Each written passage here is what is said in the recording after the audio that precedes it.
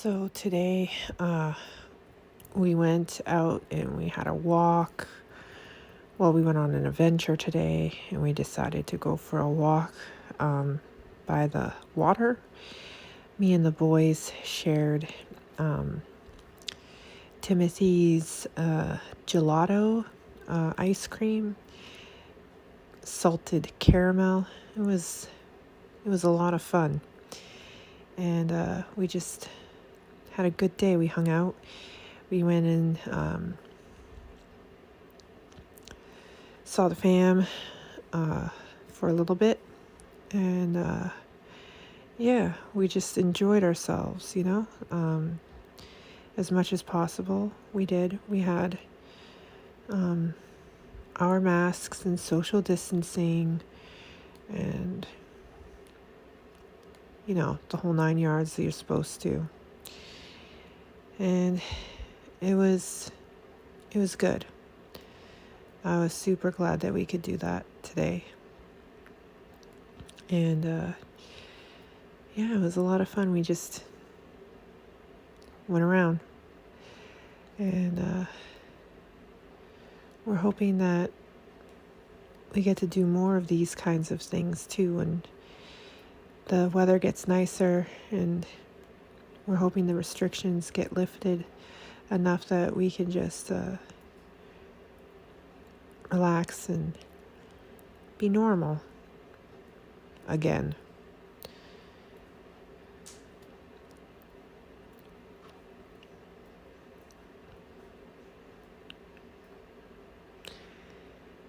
I thought today was a great day.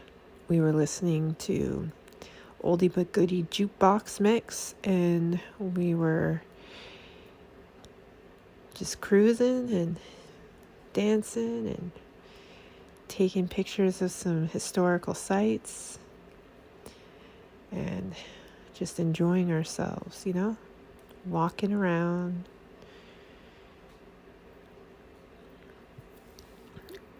The boys had so much fun, and Johnny had fun too. I could tell. Just walking around, seeing some sights. I know it seems boring to you that this was so much fun to us, but it was actually so much fun to us because we've been stuck indoors for so long. Like, me and the kids, we get to go to the park near our house, but other than that, we don't go anywhere. You know what I mean? And we wanted a change of scenery. We wanted to stretch our legs, wanted to get more exercise and out and about, and we got exactly what we wanted, and I was super happy about it. And I'm not going to regret being super happy for having some family time and enjoying ourselves, being normal kids, walking around, being silly, and enjoying the fresh air, just being ourselves and normal, There's no reason for us to be ashamed of that. There's no reason for us to regret doing those things. We had so much fun, and I'm just so thankful for the time that we got to spend with family and walk, chillax, forget that there's all this chaos and madness going on in the world. And we got to just thank the Lord and praise God and glorify Him through understanding the beauty in what we have, and just so happy that we could do that. It was amazing. Super proud of today, super happy for today. And I'm just glad that now we get to relax and go to bed. And tomorrow we start a brand new week. And yeah, so the rest of the video I'm kind of ranting because of what happened when I got home. But, you guys know me by now. just want to say how much I love y'all, and to remember that there is more love than there is annoyance from me. There's more love, and I'm learning. So bear with me as I learn more grace. All right, guys, I have something new to tell y'all. Okay, so here's some funniness. If you guys need a laugh today, I'm going to give you some online logic. Let's do this. So I used to watch this guy named Joe Santiago, and he had this segment of series called Idiots of the Internet. Now, I don't care if you want to be offended by me calling you an internet idiot. If you're going to act like one, I mean... No. What can I say? I'm nice until I hit a point where it's just ridiculous to carry on like this isn't annoying. So should I just pretend like it's not annoying me and it's not bothering me? Should I just like, no, it's okay. You can belittle. Oh no, it's okay. You can belittle me. You can tell me how crazy I sound. No, go right ahead. When is it okay to be like, listen, you can't walk all over me just because I identify as a Christian doesn't mean that you can walk all over me. And pulling the "it's not Christ-like" card is kind of ridiculous. I mean, read Matthew 23 and 24. He literally calls people fools and vipers, blind guides, and he even called people abominations in there, like in Matthew. So I don't know about you guys, but I haven't said any of those words. I'm just gonna go pee. Nope. Not at all. I mean, the only thing I have said was Pharisee, and that's because people are being legalistic about the wording in the Bible. I mean, the Bible said in the Old Testament that Jesus was going to stomp on the head of Satan and Satan would bruise his heel. So where in the New Testament did that happen? Do this. Literally, I mean. That's just one instance. 2, they said, you will not be tricked into taking the mark of the beast. Okay, so was Eve not tricked into eating the fruit?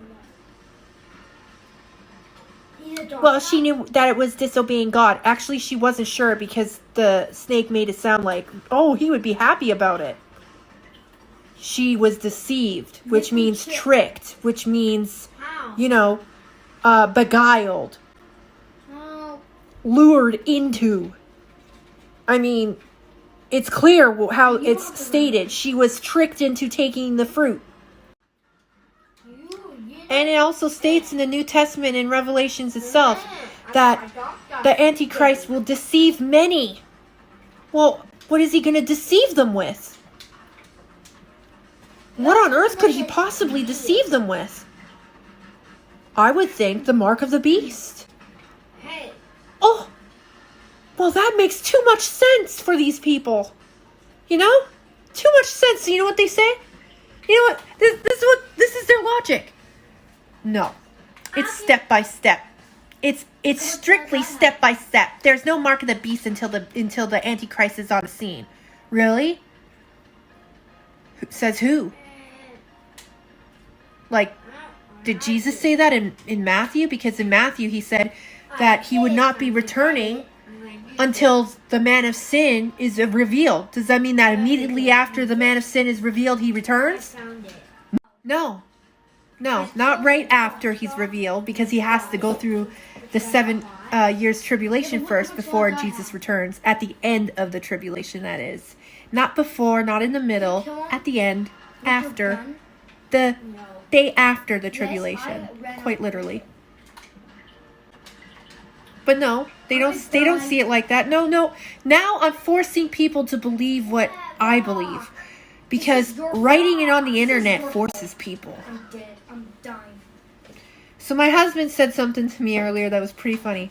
He said, baby, can you remind me to have a shower before we go to bed tonight? I'm like, I'll write it online. That should force you into doing it. And he started laughing. He's like, why would that force me into doing it? I'm like, apparently when you write things online, it forces people to do what you want them to do.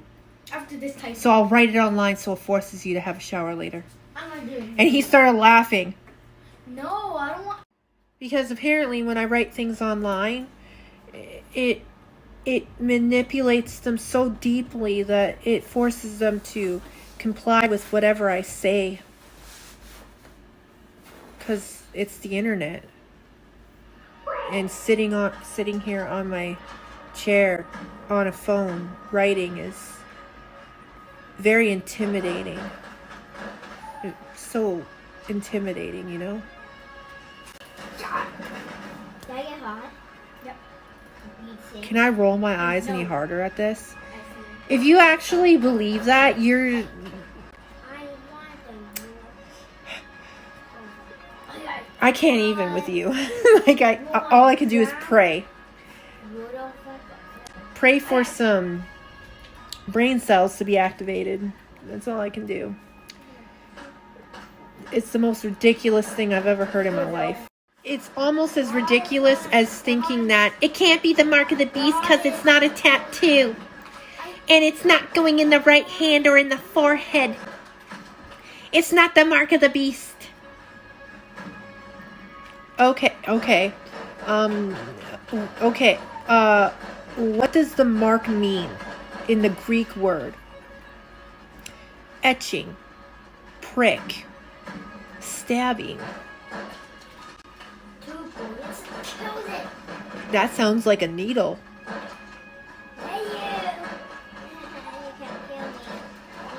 What is the other thing that the mark of the beast is? It's either his name, the number of his name, or the mark itself. It's 3 different things. How would you receive these? I mean, I'm convinced that the snake bite is the mark, and this is why. The patent number is 060606. Last time I checked, it's 603 score and 6 is his name, is the number of his name, right? 666. What's 060606? Or his name. So what's the beast's name? Satan, right? Or Lucifer? Interesting. How about Lucifer Race? That couldn't be his name too, could it?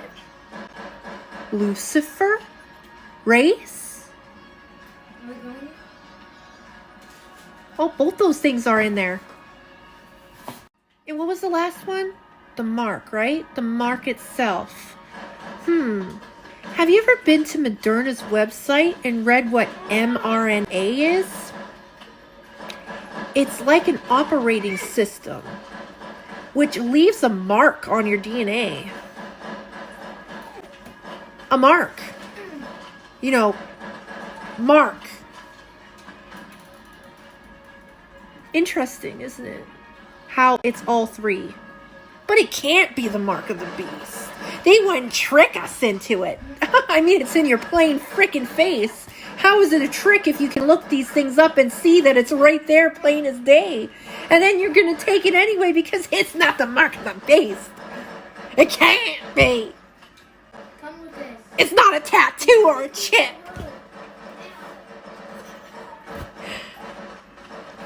Nobody said it would be. I posted a video a long time ago on my page, if you want to go scrolling through, of Bill Gates at CIA or FBI headquarters. I don't know which one it was. And he's presenting a way of getting rid of what he calls the God gene, which is in your frontal right lobe, if you want to know. Frontal right lobe. Forehead. And you know how he proposed to do it? Through a snake bite. More. Never. Just come. Yep, that's right. Through the snake bite, the abomination. That's how he was going to do it. Straight to your forehead.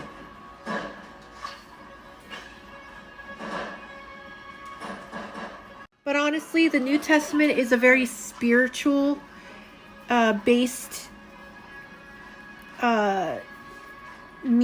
like everything in there is a spiritually based meaning in the New Testament. The Old Testament was the physical representation of things, the material, and then the New Testament was more of the spiritual aspect of it, the heavenly realms, blah blah blah, right? So how I was seeing it in the spirit was, when you're taking the mark of the beast, it has to be on the right hand or in the forehead, which is to say that you being the right hand of someone would mean that you have great authority, right? So putting it in your right hand, per se, would mean that you're giving somebody authority over you. Something authority over you. And how I understood it as well is, wherever your mind is set, so... I'm sure I understand. I'm not talking to you, Siri. So will your heart be. So, which is to say, whatever you're thinking about constantly, your heart will desire those things. Which is why in the Bible it tells you not to covet anything, not to think about other people's stuff, to be grateful for what you've got, and set your sights on the heavenly realm. Seek the kingdom of God first. And how do you do that? Thoughts, thinking, always reading, meditating, and thinking on the word. It's the only way.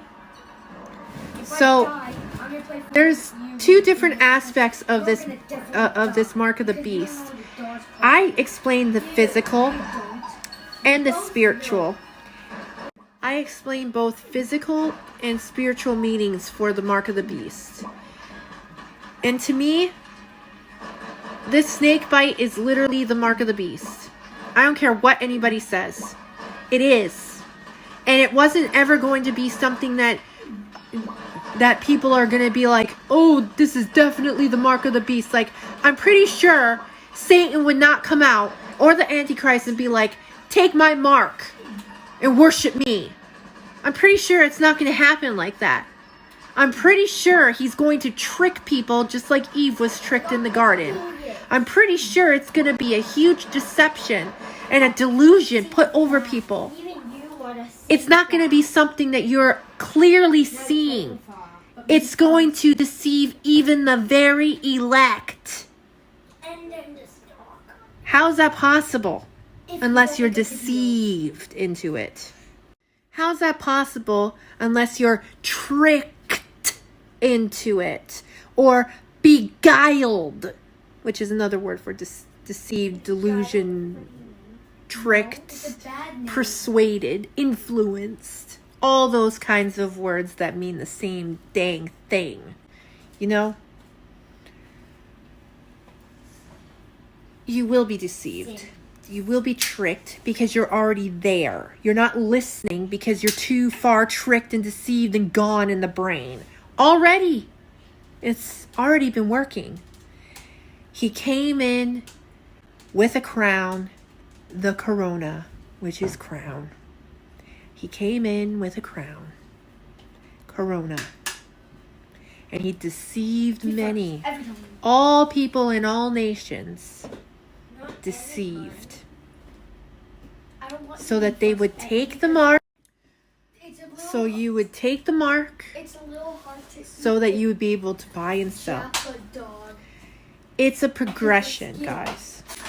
Satan isn't just going to come out and say, you can't buy or sell unless you have this. No, he's slowly working up to that. See, he has to turn everybody against those who are not going to take it. How else is he going to get people to cheer while the Christians are getting beheaded? How else? So go down. I mean, if he just started beheading people for not taking the mark and worshiping him right away, I'm pretty sure that would scare people and they would not want to be taking the mark or worshiping him, and they would uprise against him. No, it's going to be you're going to be deceived. You're going to be worshiping him because he moves in very subtly, unnoticed, in the darkness. He's been planning this for decades. You think he's just going to give it up now? No. He's been setting his pieces on this chessboard the whole dang time. What he didn't expect, just like before, when Jesus came and died and set everybody free, he doesn't expect what's going to happen. He knows what the prophecies say. He knows what the book says. And he knows that people are easily deceived because they're Pharisees in their hearts. Oh, he has to be on the stage first. There's no mark before he's on the stage. Or could it be the mark first and then he comes in, because that's how it says in the Bible. He comes in with a crown. Corona. He was coming the whole time. Last year, Israel was saying that they were in talks with the Messiah and that he was going to reveal himself. Israel's Messiah is our Antichrist. He was already on the stage. He was already here. He just didn't announce himself until now. And it's time, because he's running out of time to reveal himself. I mean, as soon as the mark came onto the stage, he had to reveal himself, one way or another. Well, he's here. Now we just have to wait for his signs and wonders. L-O. Yours will be L-O. And him to take the throne. Okay. That's it. That's all we're waiting for now. And it won't be long, because they're already building the third temple, which he's apparently going to be sitting in. And it's got its skeleton ready. They're just building the rest of it. It should be done before the second half of the tribulation. See, everybody wants to believe that they understand what the tribulation is going to look like, because they have this preconceived idea based off of their own interpretation.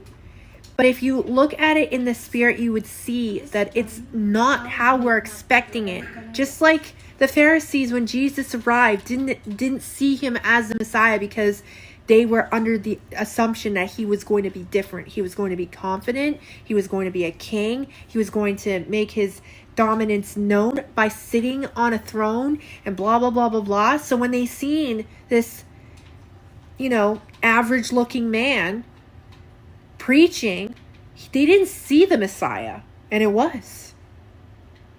Just like you won't see the reality of this situation, the tribulation, because you're leaning on your own understanding.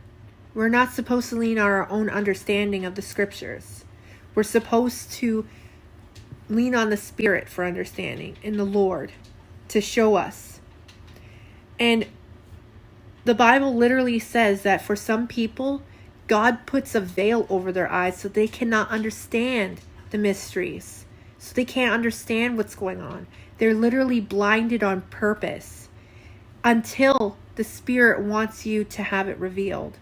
So unfortunately, I'm pretty sure that even though I put out all this information and it's accurate and it's on point, it's hitting the nail on the head, it's true, you won't see it. You're blind to it. You're like the people of Westworld, where they see a picture of themselves in New York and they couldn't see themselves. They saw a blank piece of paper. You're like that. Anyway, guys, I gotta go do stuff. I can't hang on to this anymore. It was bothering me too much all day. I just can't deal with it anymore. I'm done. I'm literally tired. Tired. Can't wait for bed now. But anyway, yeah, so people of the internet, I don't hate anybody, okay? I love everyone. I love you all, okay? Sure, I mock some of you because you want to be stupid. And I'm just going to say it plain. It's stupid what you guys think and how you guys act. And you expect me to act stupid with you. I'm not going to act stupid. I'm not stupid. Why would I act stupid? I'm going to keep my logic. And I'm going to keep my intelligence. Too bad for you, I can't be influenced over the internet like you guys apparently can be. And you will see. I said it. You better obey it, right? So again, just remember that there's a lot more love from me than there is of annoyance. I get annoyed when certain people are like saying certain things that don't make any sense and that aren't biblical. So just bear with me as I learn grace. I'm still learning. I try my best. And I get to a point when I can't handle too much annoyances. I'm sorry. But I do love y'all. Okay?